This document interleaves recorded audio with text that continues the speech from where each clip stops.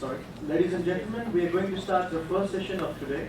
It will focus on Taiwan, India, and Indonesia. I'm pleased to introduce the moderator for this session, Dr. Tuan Yao Cheng. Dr. Cheng is the Dean in College of Humanities and Information of the University of Changi. His research interests are largely focused on American government and information security. With that, I ask you all to welcome Dr. Tuan Yao Cheng to the stage. Thank you very much for a nice introduction. Also, it's my great honor to be invited to attend the conference.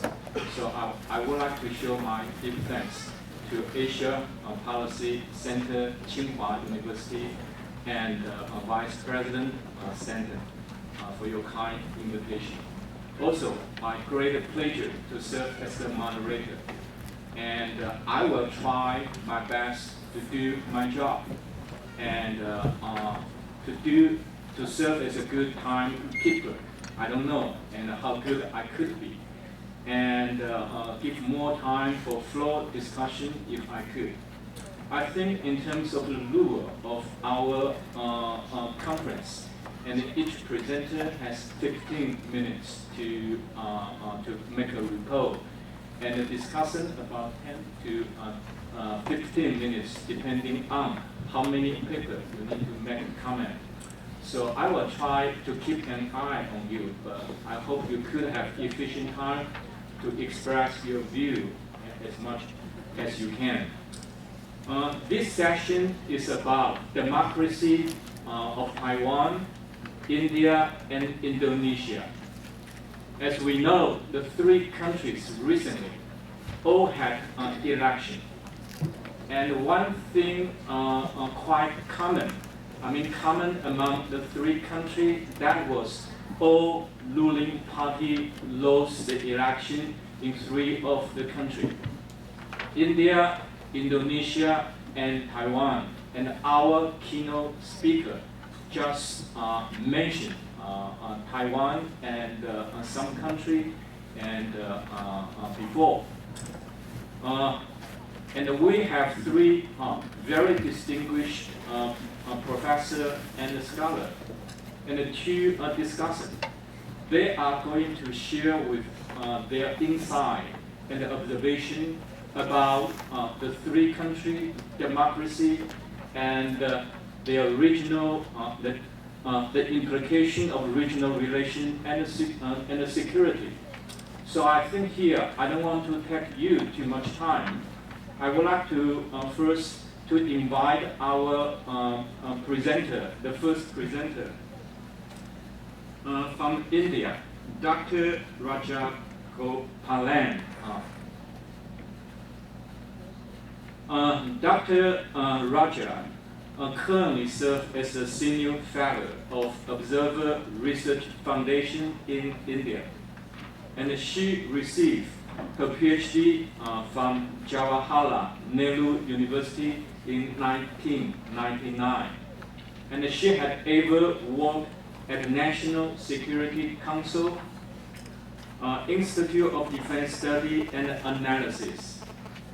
And 2 years ago, she was a visiting scholar at the National Zhongxin University in Taiwan. So she is quite familiar with Taiwan, and it's our pleasure to have Dr. Raja Gopalan and to join with us. So please.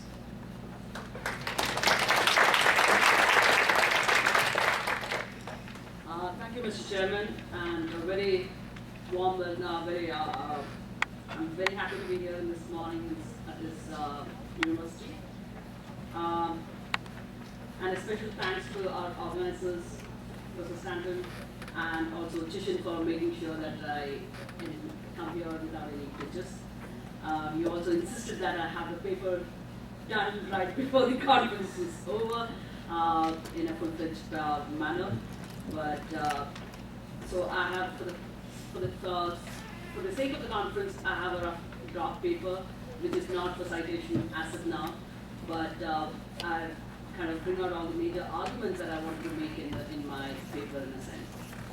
So in any case, I'm very happy to be back here in Taiwan. I was here in 2012, actually, after like the chairman said, and a particularly happy occasion to be back here after 2 years.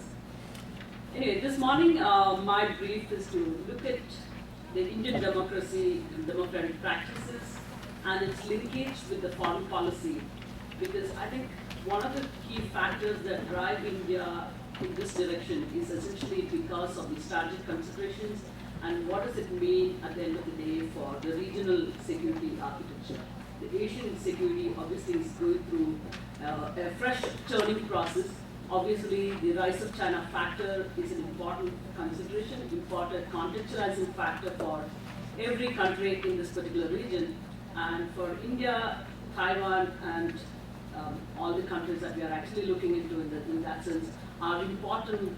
The rise of China is an important marker for each of us, each of our countries, and how democracy, whether it becomes a strategic glue for each of these states to come together and shape the regional security architecture, I think that's an important consideration. And I think it's from that perspective that I'm looking at in the Indian democracy and how it has played a role in influencing the foreign policy choices. So, India has been a democracy since its independence in 1947. Its democracy is a unique success in some level, given how India has been a poor country and continues to be.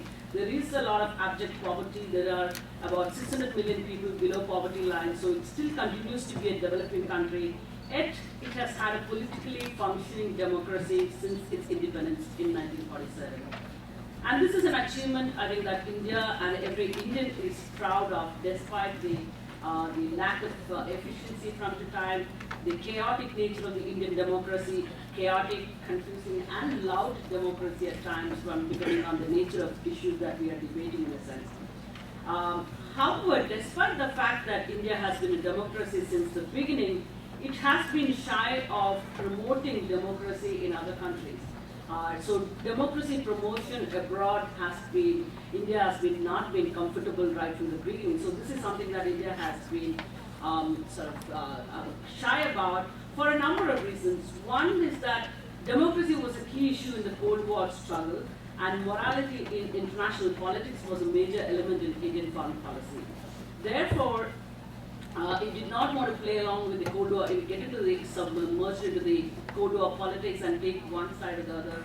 So that was one reason during the Cold War period that India did not really push the democracy promotion and did not become an active champion of promoting democracy abroad in a sense, although India has been practicing democracy within the. However, I think the Indian foreign policy itself in the last decade is going through a change and is giving greater credence to its democratic experience. But again, this effort also somewhat needs to be seen as a half-hearted approach in promoting democracy abroad. I'll come into it in a bit actually on that. So even as India's democratic credentials are being greater prominence today, I would argue that New Delhi is still not comfortable with the idea of democracy promotion in other countries. The idea of national sovereignty has weighed in far greater in terms of weightage as compared to other factors that have prominently figured in India's foreign policy, which is promotion of national interest and promotion of the protection of the national sovereignty. I think so in a sense, balancing these multiple interests have always been a case of struggle in the case of India, for instance. However, in the recent years, it has not shied away from joining platforms such as the Community of Democracies or the UN Democracy Fund, for instance. And democracy has also been advertised or pushed as a tool for building strategic partnerships as the arc of democracies, as the Japanese Prime Minister Abe had suggested in 2007, for instance. Now let me look at the whole idea of liberal democracy or the lack of it in India's foreign policy, India's national thinking in a sense. Like I said, democracy has not figured prominently as a major factor in India's foreign policy, particularly in the earlier decades, when the focus was primarily on development as well as stability in the subcontinent. The fact that India was faced with conflicts, both with Pakistan and China in the immediate after independence, in the first couple of years, again did not lead India towards the direction of democracy as an ideal abroad in a sense. Both of these countries, both China and Pakistan, were non-democratic countries, and therefore New Delhi could have used this as a democracy to distinguish itself from its adversaries. And despite the American encouragement to do so, India did not pursue this line in its foreign policy strategy. India's democratic roots have been fairly strong, and in fact Mahatma Gandhi, who led India's independence movement, as well as India's first Prime Minister Jawaharlal Nehru, as well as many other Indian leaders, having been influenced by the Western education, British education, the political culture, and firmly believed that democracy was the best manner, was best suited for a diverse and a large country such as that of India. However, this commitment did not really translate into democracy, promotion of democracy into other regions or other countries in a sense.